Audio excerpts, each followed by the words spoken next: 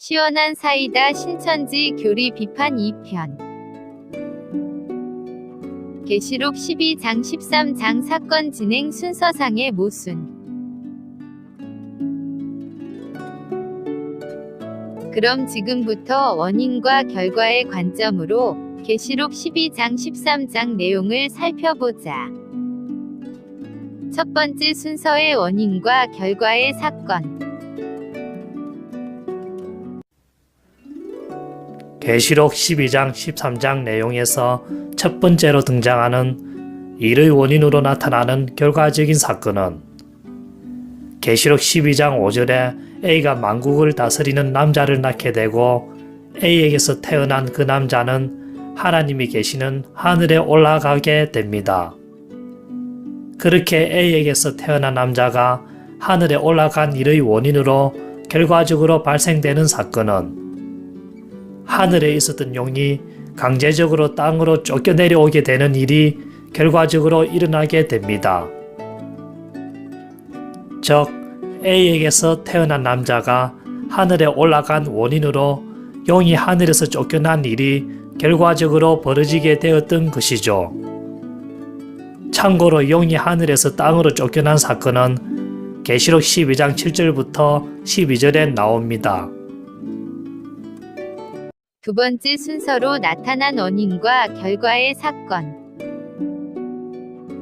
두 번째 순서로 나타나는 원인과 결과로 등장하는 사건은 용이 하늘에서 강제적으로 쫓겨난 사건의 원인으로 용이 A를 박해하는 일이 결과적으로 발생하게 되는 일입니다.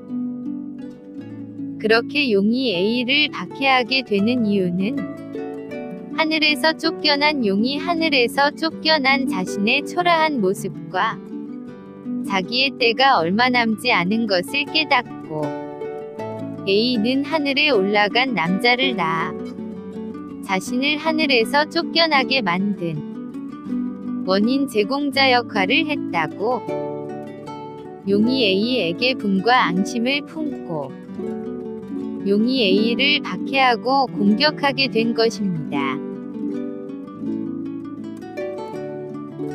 세 번째 순서로 나타난 원인과 결과의 사건.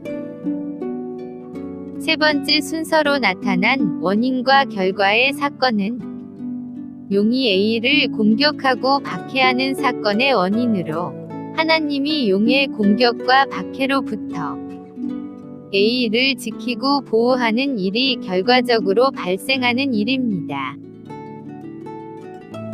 하나님이 A를 용의 공격으로부터 지키고 보호하는 방법은 광야에 A가 용의 박해를 피해 지낼 수 있는 장소를 마련해 주시고 용이 입에서 물을 강같이 토하여 A를 쓸어버리려고 할 때에 땅이 입을 벌려 용의 입에서 토하여 낸 물을 삼켜 용의 입에서 나온 물이 A에게 미치지 못하게 하는 방법이었습니다. 네 번째 순서로 나타난 원인과 결과의 사건. 네 번째 순서로 나타난 원인과 결과의 사건은 하나님이 용의 공격과 박해로부터 A를 지키고 보호하시는 일의 원인으로 용이 A를 향한 공격과 박해를 포기하고 그 대신 B를 공격과 박해의 대상으로 새롭게 정한 일이 결과적으로 발생한 일입니다. 용이 그렇게 공격과 박해의 대상을 A에게서 B로 바꾼 이유는 A는 하나님이 보호하심으로 안 되겠으니 B라도 공격하고 박해하자는 심정으로 한 것입니다.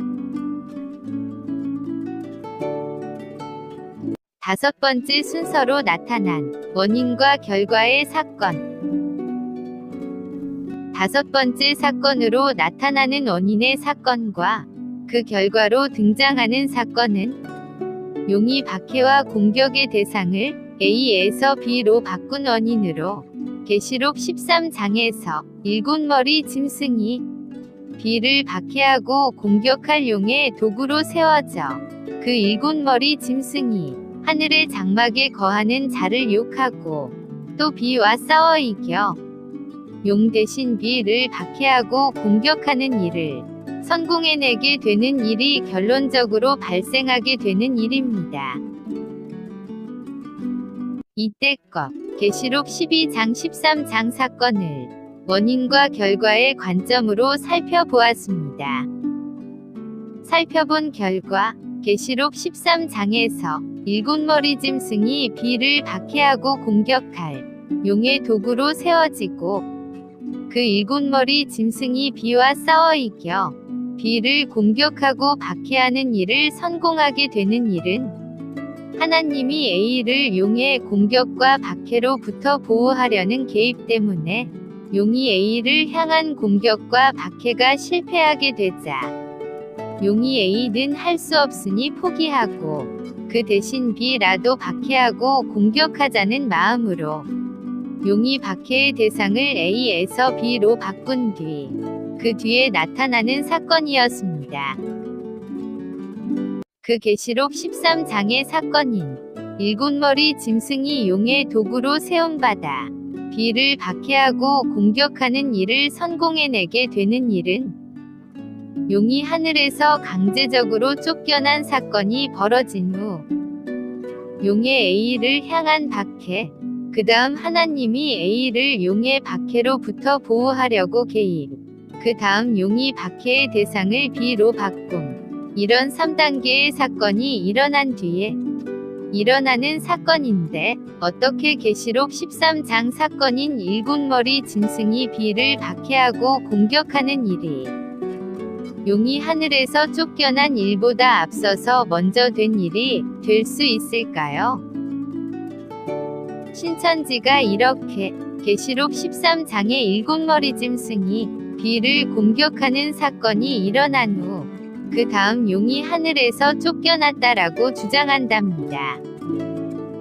신천지가 이런 말도 안 되는 주장을 하니깐 신천지가 엉터리인 것입니다. 한번 생각해 보십시오. 용이 A를 박해함으로 하나님이 용의 박해로부터 A를 지키려고 개입하니깐 용이 더 이상 A를 박해할 수 없어서 박해의 대상을 B로 새롭게 정한 이유로 등장하게 되는 계시록 13장의 사건인 일곱머리 짐승이 B와 싸워 이겨 B를 박해하는 사건이 어떻게 용의 박해로부터 A를 지키고 보호하려는 하나님의 개입의 원인이면서도 하나님의 개입보다 더 먼저 있었던 용이 A를 박해하는 사건, 그 사건조차 보다도 더 먼저 된 사건인 하늘에서 용이 쫓겨난 사건보다 더 앞설 수가 있을까요? 절대 앞설 수가 없죠. 그래서 신천지는 터무니없는 엉터리 주장하는 단체입니다.